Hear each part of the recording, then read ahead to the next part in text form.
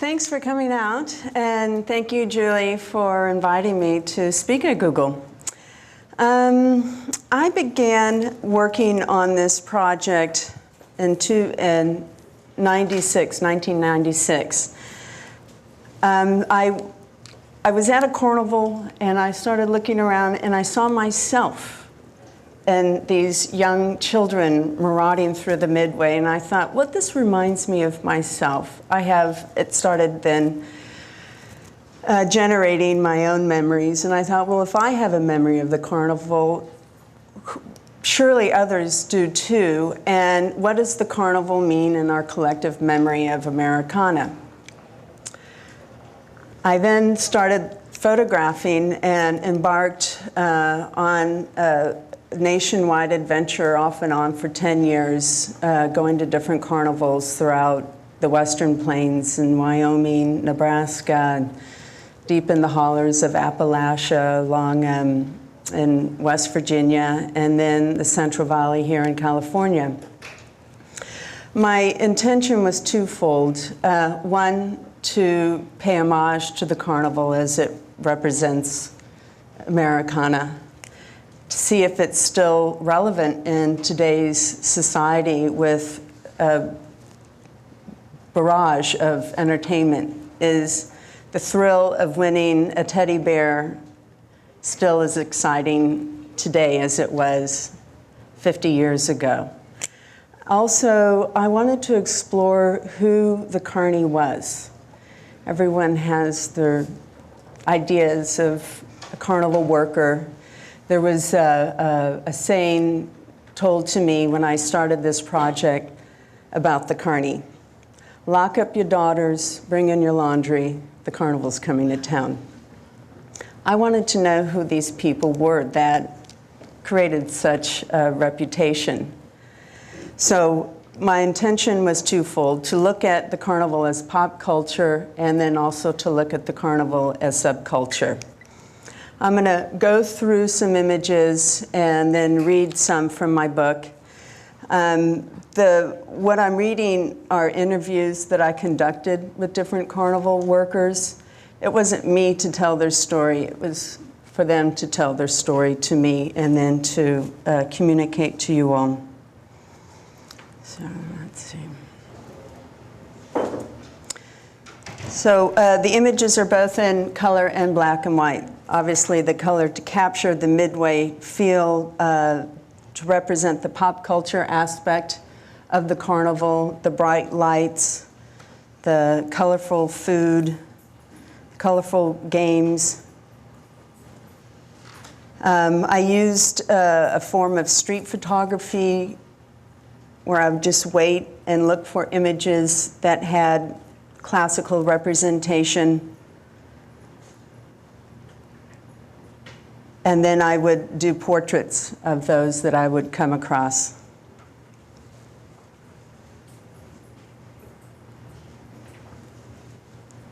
I reserved the black and white for the carnival workers to show the behind the scenes of the carnival life.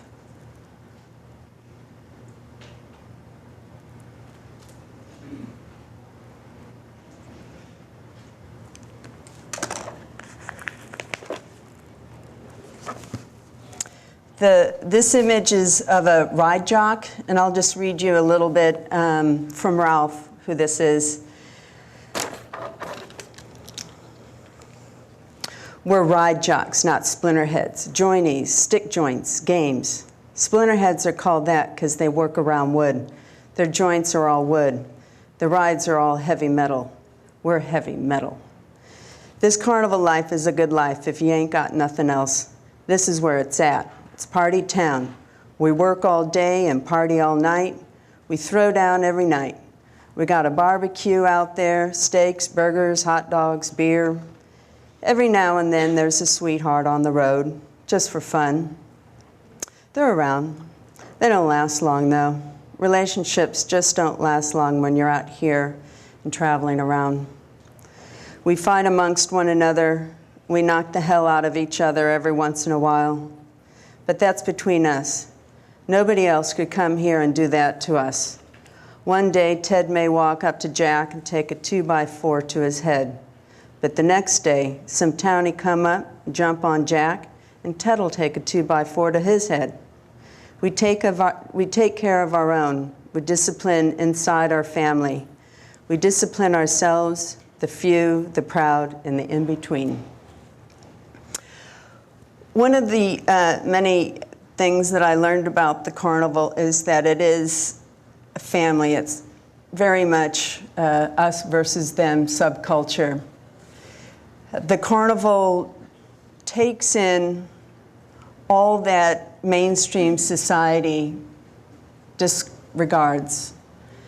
And it creates a sense of loyalty amongst one another that you don't see very much in modern day society.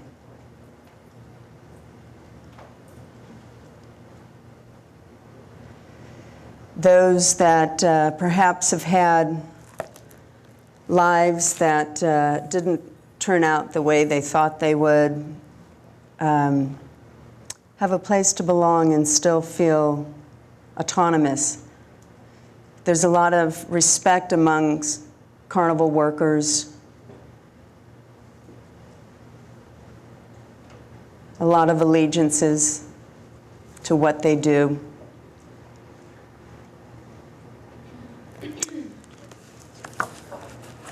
This is Walter. I'll read a little bit about Walter. I thought that he was, at first, the scariest person I'd ever seen. But then as I got to know him, he was really the most fragile.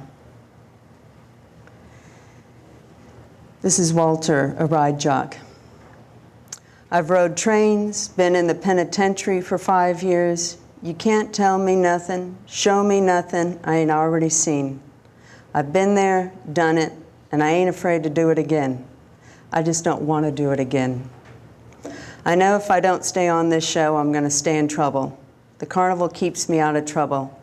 I know the way I am. I know that the way I was brought up. This tattoo, FTW, means fuck the world.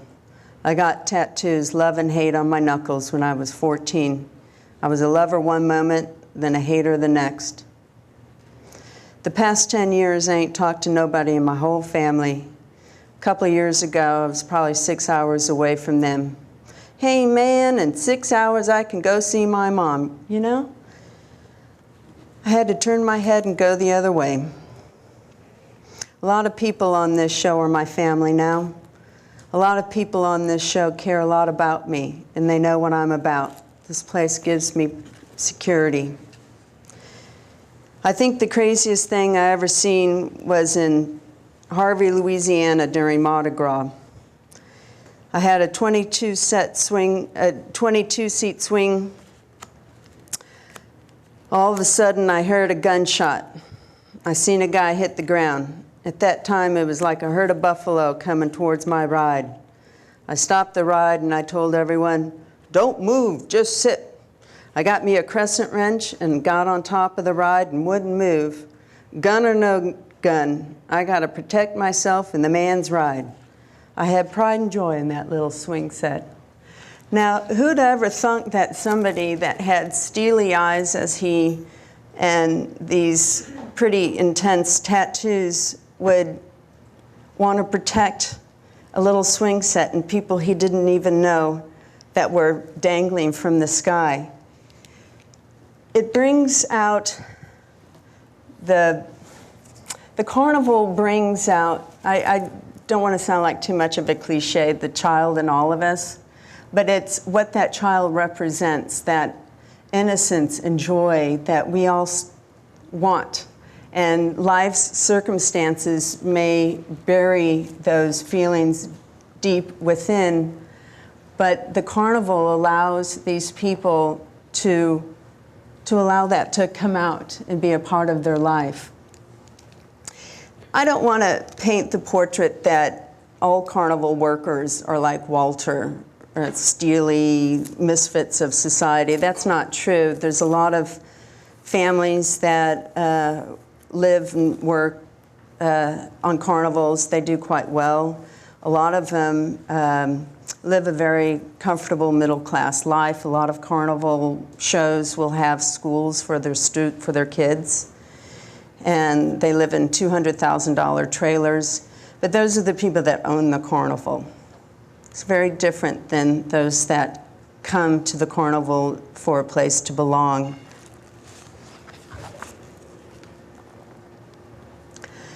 So people like Walter create these scenarios.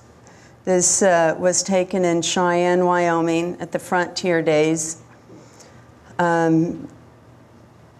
Just all the people and the lights and the scenery just create such a atmosphere that, that speaks of what the carnival is about.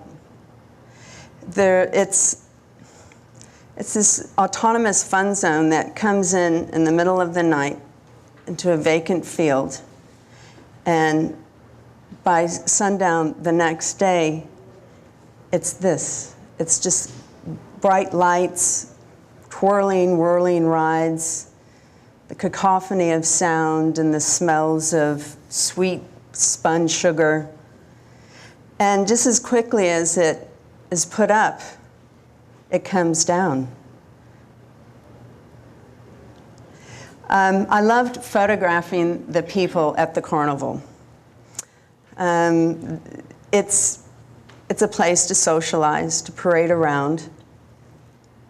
It's the promenade. These girls were from Omaha, Nebraska. Quite the fashion statement, I must say.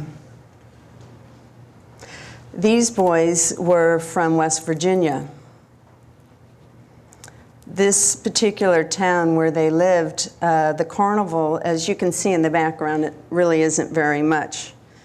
It's all the town commerce could afford to bring in, but it's still just as important as a large state fair. It's the only form of entertainment that comes through this holler, and it comes once a year. They save their quarters and their dollars, and they spend it all at the carnival.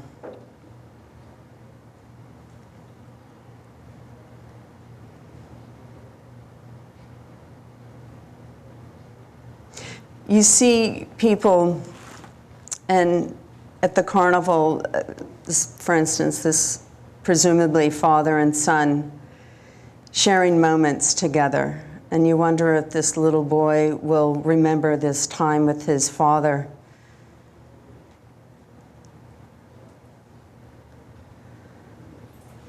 Because you can't overlook the big stuffed animals that you can win at a carnival,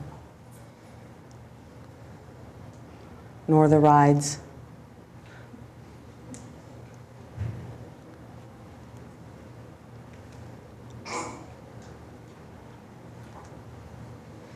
This is, we call him Bozo Dave. Allison, my film partner, and I met him several years ago when we started working on our documentary.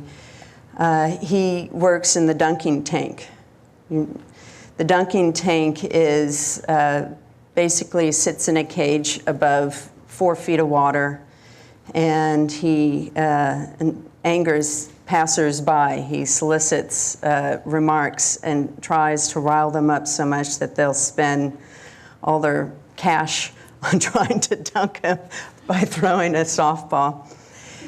He grew up in the carnival business. His older brothers are Ronnie and Donnie Galen. They're legendary Siamese twins, or conjoined twins that were part of the sideshow. Bozo Dave is one of our main characters in the documentary, Carny.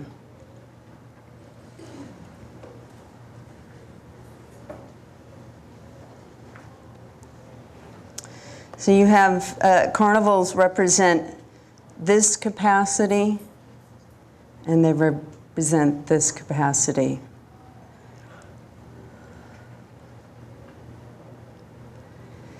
Tattoo artists were historically associated with carnivals.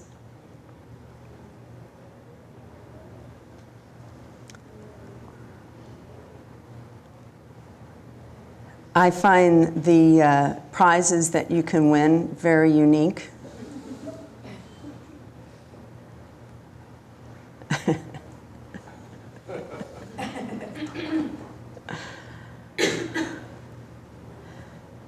And of course, how many people have died to win a goldfish at a carnival? I see some hands coming up.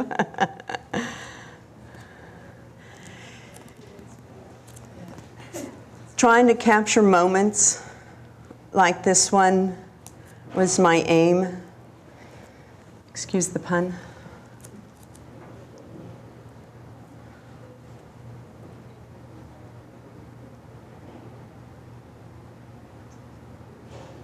A friend of mine's son saw this picture. He's 4. He says, "Mommy, it looks like they're falling in love."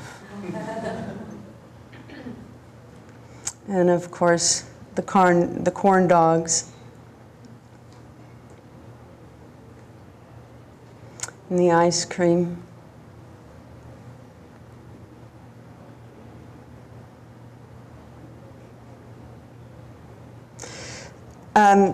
This is Saibo and Darlene. When I first embarked on this project in '96, a lot of carnival workers lived in their rides or under their rides.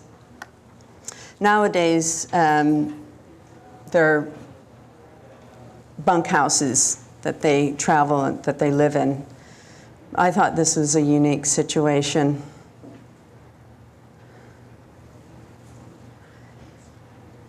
This is about throwing down every night, drinking beer and playing craps.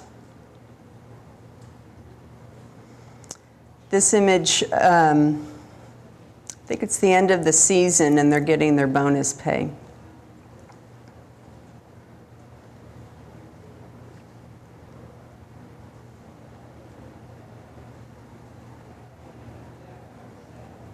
It's also a very solitary life as well.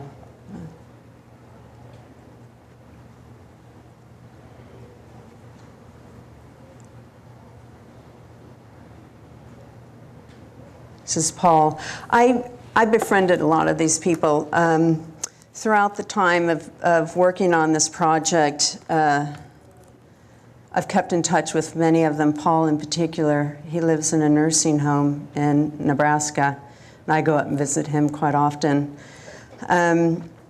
Because I was funding this project on my own, I didn't have much money. I never stayed in motels. I would bring a tent or sleep in the back of my car.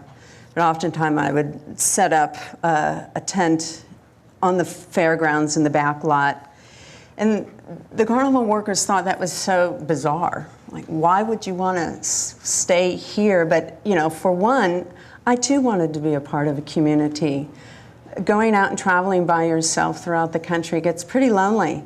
And I wanted to be a part of this as well. I still get calls from some carnival workers who just say, "Man, I can't believe that you lived with us. That was just so cool." And I wanted to. I too wanted to run away with the carnival. And sometimes when my cash was low or somebody was working in a game and somebody had quit and they needed some help, I would step in and try and hold my own, hawking darts. I was pretty good at it too. But to do this 12 hours, night after night, day after day, in all types of weather, it wears you out. And so it really takes a certain type of person who can live this kind of life and work this life. This is Harry. Harry is also part of our documentary. This is Melinda. Melinda represented a form of person that finds themselves at the carnival. It's probably the dirty laundry that the carnival owners don't want to have exposed. And meeting her was probably for me, going into the darkest corner of the carnival life. I'll just read some of what she's told me. When I do, excuse me. When I do drugs, I'm considered a whore who doesn't know and doesn't care. It's not that way. I hooked up at the Carnival show near Reno. I met Todd, who has a joiny boss there. I got yelled at by Mac, the owner, for having sex on the ride. I got drunk and flirty and ended up with Charles and went to Colorado. I picked him up in Libby but left him first for a guy in Libby and blah, blah, blah. It kind of goes on and on and on that way. But then she started to express who she really was. And it wasn't just about jumping from guy to guy, ride to ride. Since the first time I can remember, I said no. My grandpa sheltered me. He was one of the only I could confide in, and he promised to keep it a secret. My grandpa started to get sick when I was 7. He died when I was 11. Things started changing, and I left home then. I believe in God, and I believe in the devil, and I believe in life. And this is what really captured my heart towards Melinda, and started to realize that this image is really a very, although compromising sexually, it's a very chaste image. I just want to be able to go to heaven with my uterus and tubes untied. You know what I mean? If there is a goddamn place, I want to be prepared. I'm 29. I've had so many opportunities, and I've pushed them away. The metaphor to that is there are a lot of women out there that have been abused throughout life, and they feel the only identity that they can express is a sexual one, but that's not always the case. Yes, this is a very compromising image of Melinda, but it's also a very pure image. That's how I see it, at least.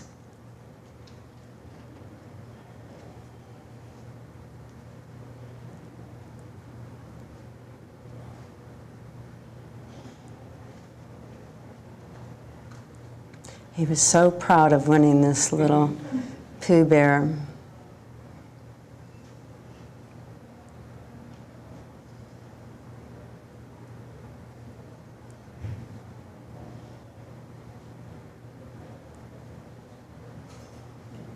There are still a lot of sideshows that travel with carnivals, fewer and fewer.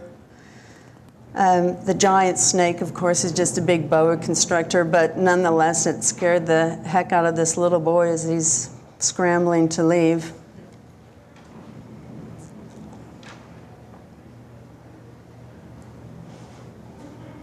And then the end of the night.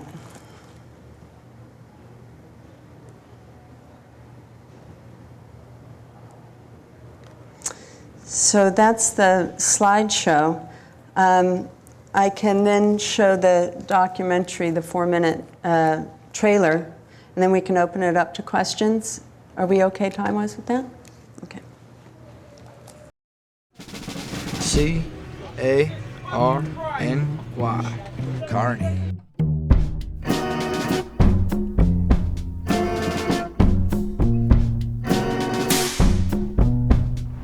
Do you like the Carny lifestyle? Some people say Carny scum. Cotton candy is where it's at.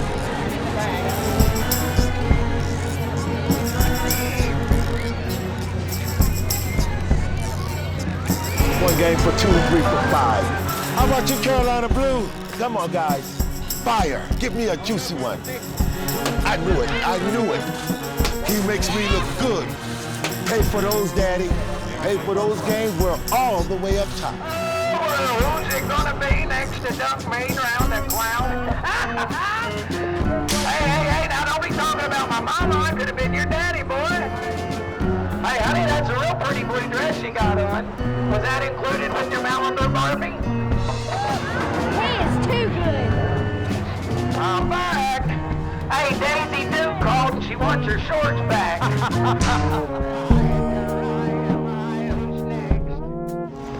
I'm Poochie. I'm Poochie. Gucci love. I've been a showman for basically all my life. The games that I used to work were games that were called traps. Games that you couldn't win unless I want you to win. But they're outlawed now. I don't know how a person thinks that comes to a carnival. I've always been at the carnival. You know, I was born into this, so this is it.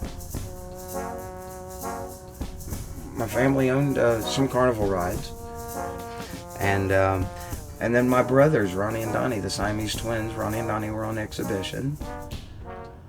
There's a new generation of carnival people who have forgotten about, you know, the freak shows, if you would.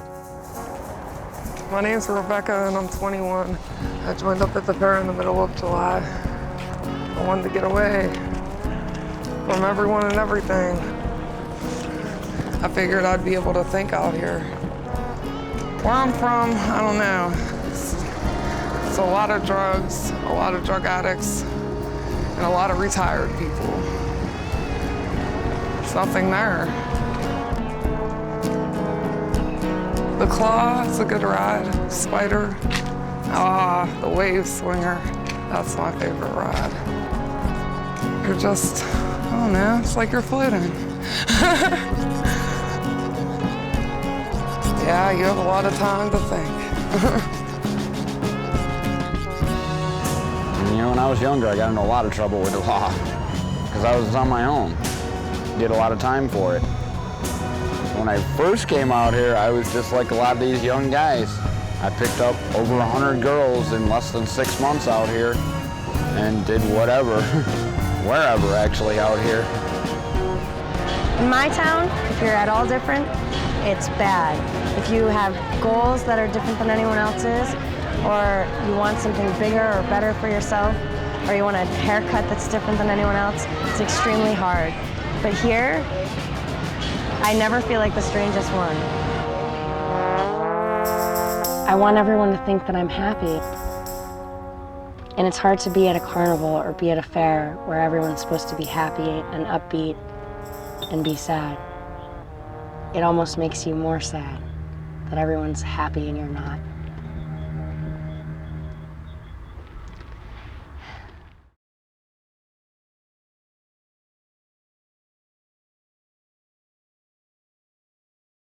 So that's it for the presentations. I'm happy to now open things up to talk about any questions you all have? Did you follow just one carnival you were around, or were there different companies? I traveled with several different shows.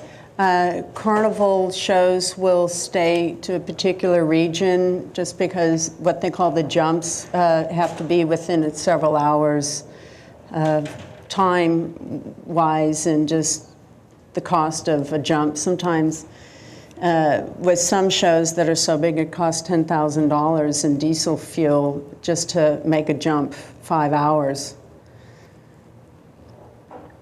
So there were 4 or 5 different shows in different areas, Central California, Nebraska, Wyoming, upstate New York, Pennsylvania. In the height of the fair season, there's probably, 1,000 different shows out there, from anywhere from 30 to 50 people up to 300 people per show. I went to a fair not too long ago with my nephew, and one of the things that I noticed was that a lot of the rides that I experienced when I was younger are still going, like the Zipper or the Salt and Pepper, which is now renamed something else. It's almost like they just slap on a new sign. Did you get any sense of how old these rides were and what the safety precautions were, when they're slapping them up overnight and starting the show the very next day? Well, some of those classic rides like the Zipper and the Tilt-A-Whirl and they still make them. They may be, I can't even put an age on them. It wouldn't be fair because I don't know, but they still make those rides because they are classics. Because somebody like you who takes your nephew to a carnival and you see something that you remembered as a child, you want to ride it.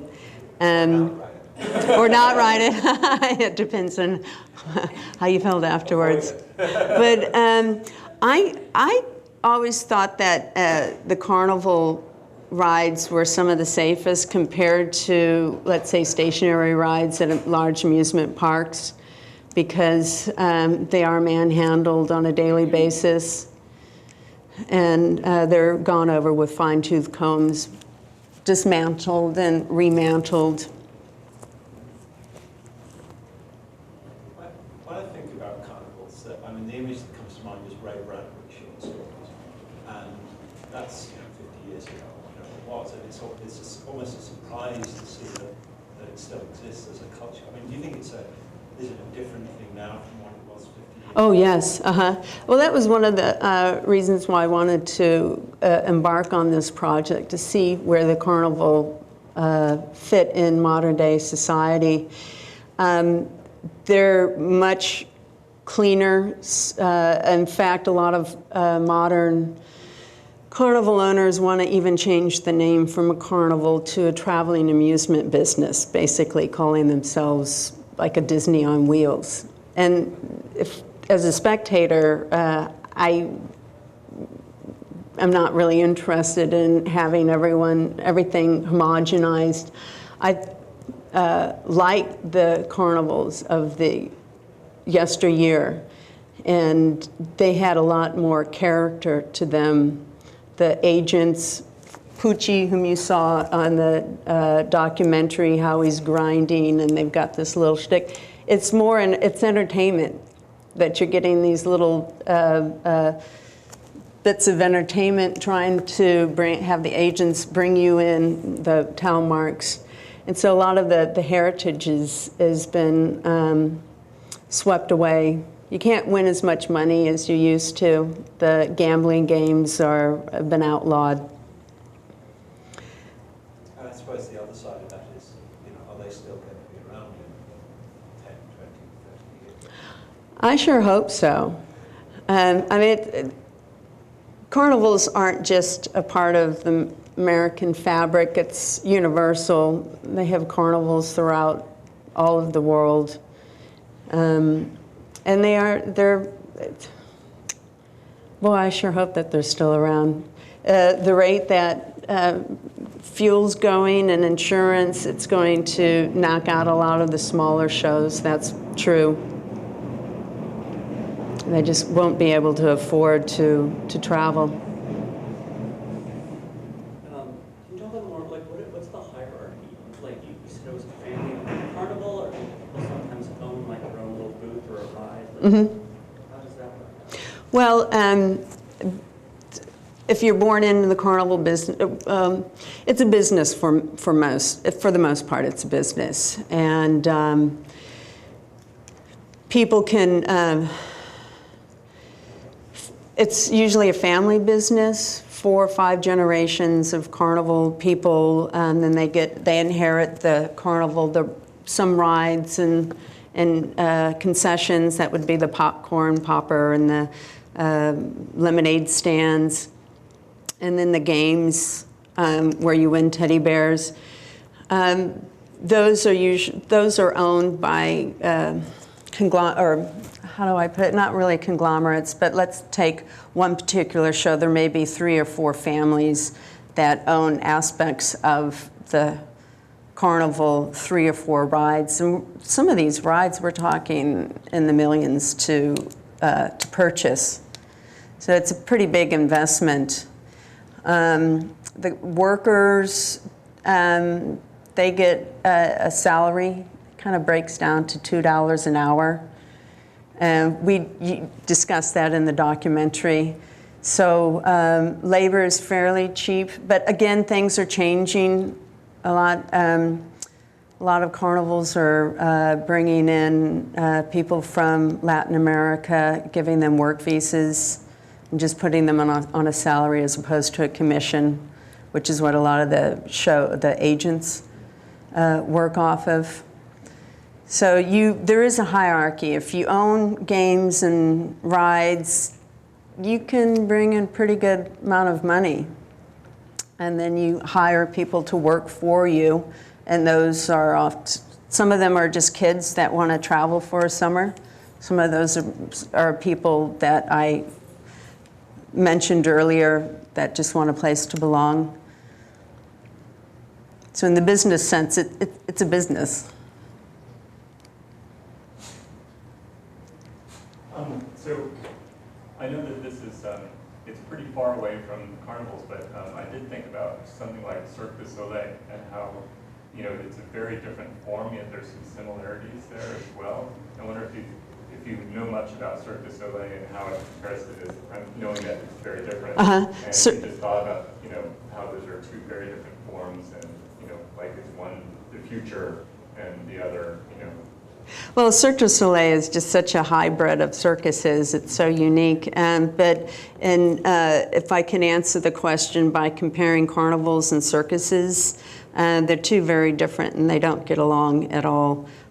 Circuses, people that travel with circuses have a low opinion of carnivals, and because there's no talent to it, they say, you know, I mean, the circus is all about riding elephants and trapeze artists and entertaining. It's kind of a different setup.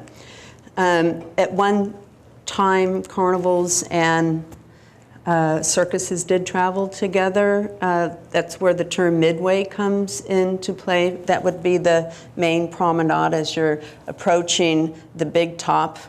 And they would have some little rides, but mainly sideshows or girly shows or the strongman and some games on either side. And then you go to the circus and you see the show for 2 hours, and then you come out and then you spend your money. But circuses were feeling, well, they're taking too much money. And the carnival people were saying, well, people are saving their money and spending it in peanuts in the circus and not on us. So they had a parting of the ways. In the same vein, you had mentioned, you know, about, say, like the Python or whatever. When was the turning point for, say, the end of the freak show? I mean, certainly it not being very PC. You know, Yeah, there's that. As society became more concerned about exploitation, right. But that also went hand in hand with medicine becoming more advanced to correct a lot of the ailments that caused deformation, which is kind of a drag because there's still a lot of people that have physical abnormalities that are now wards of the state when they could be vital, thriving entrepreneurs. Did you see any remnants of that at all? Yes, I did. There's a family that have a couple of, like the mermaid. The one that comes to my mind was a mermaid, and you pay $1 and you go in and there's a little obtrusive with a mirror, like you're looking into a fish bowl, and there's a woman down there. She's kind of waving, and you can see she's actually watching TV. Like the glow of the blue light is flickering on her face, and you look a little closer, and she's somebody with spina bifida. And I asked around, and she was from Jamaica, I think. So a lot of people from the Caribbean, third world countries will get a job doing something like this. But a lot of the sideshows nowadays are performance-based, sword swallowing. And I did have the opportunity of meeting Ward Hall, he's a legendary sideshow entrepreneur, and he had a 10-in-1 sideshow that hooked up with one of the shows that I traveled with, and that was marvelous because he's legendary. He's in his 80s, and he's been doing it since he was 14. So he's been a part of the sideshow life for a long time. You should Google him.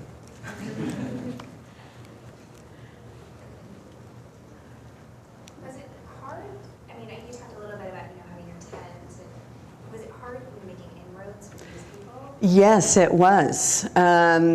Carnival people, as you can imagine, are pretty shut off. They don't want exploitative stories on them because they've had such a bad rap for so many decades.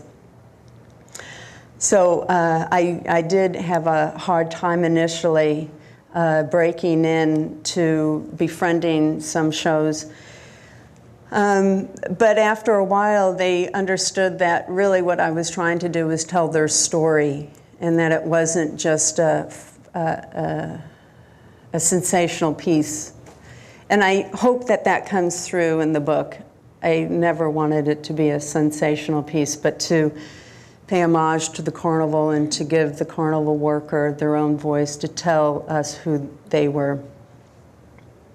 How much time did you spend with people? I mean, I know you said you traveled with a few different shows, but like how long were you on the road, just kind of in the tent and talking to people? 3 to 6 weeks at a time, and I might go to different shows. But again, because it was kind of hard to introduce myself, I'm basically a shy person, so it took a lot of courage for me to muster up going out and onto the Midway with my camera and trying to start up conversations when people just kind of look at me and roll their eyes, and you know. But after a while, I was the camera lady, and they wanted me around. Yeah, were you invited to like their after-hour parties? Mm-hmm. Yes. Well, that's how so many of these images, like the craps shot when they're playing craps and the barbecue, and then the image of Melinda. Mm-hmm. What's some interesting vocabulary you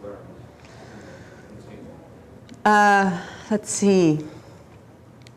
Grinding is, the term grinding means when you're working in a game and you're trying to bring marks, town marks in, you're grinding, and a mark is a town person. That the origins of the mark comes from if somebody had was flush with cash, and they stop at a game and they play and they spend a lot of money, and the agent then would take some chalk on his hand from underneath, and he would pat the back of that person and go, "See you down the road. Nice, nice meeting you." And he's just now been marked, so now other agents know he's got money and he spends it freely.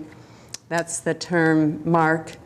Ride jocks, as I mentioned earlier, they work with rides, and splinterheads or joinies work in the games because those are stick games. They're made out of wood. And traditionally they don't get along, but nowadays it's a little different. Gazarni, that's the language of Carny, and it's sort of like a pig Latin, and if I were to say anything right now, it'd be just, I'd mess up. I wouldn't do it right, but it's like Gazarni was a K and then a Z after every word. So yeah, I learned a lot, and that also really helped me. Back to your question about getting in with the carnival people. As I worked with on this project longer and longer, I was able to throw out some of the slang, and then eventually they would say, "I think you're with it," which means that I've been with the carnival. Let's see, what's the term? I'm not a 40-miler. I'm like a May to September person. But I always felt, and I still feel, to be able to have the official title that I'm with it from any old timer is quite an honor, in my opinion. I also recently went to Carnival. My dad lives in Stanley, Virginia. Stanley, yeah, in the middle of nowhere. I've been there. Yeah, it seemed like that. Some of those, I was like, that's exactly the same Carnival. But we had like the sweetest lemonade we've ever had in our entire life, and there's like 3 fried dough stands in a room this big. Do they have like family recipes, or how do they decide? Is there some sort of cookbook for carnival food, or do they buy it at Costco? That's an idea. I don't know. I don't know. I couldn't answer that. They may have. They've never shared that with me, nor have I asked. I guess ask for lemonade without as much sugar on the relative feeling. Well, but you're coming from a region where everything's sweetened. Sweet tea, sweet milk.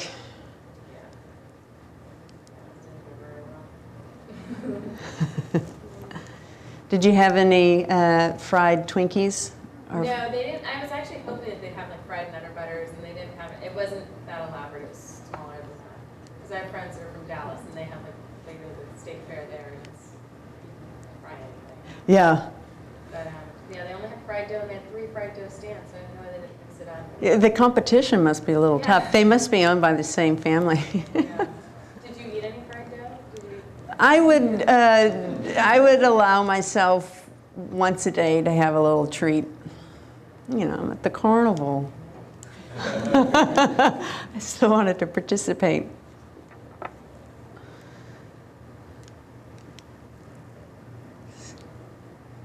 No more questions? What kind of equipment were you using? All film, Nikon and Leicas.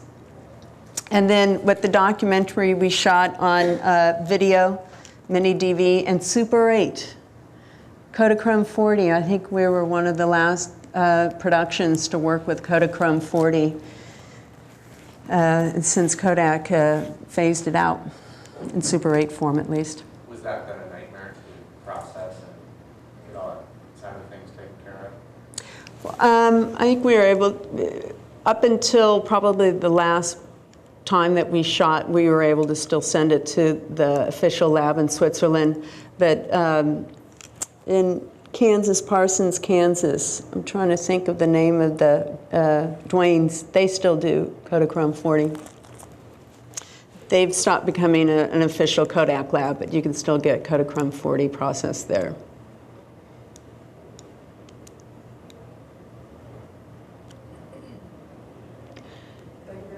Well, thank you. I appreciate this so much. I'm clapping for you guys. Thanks for coming out. I really appreciate it. And I'll be happy to sign some books. Can I unmic myself?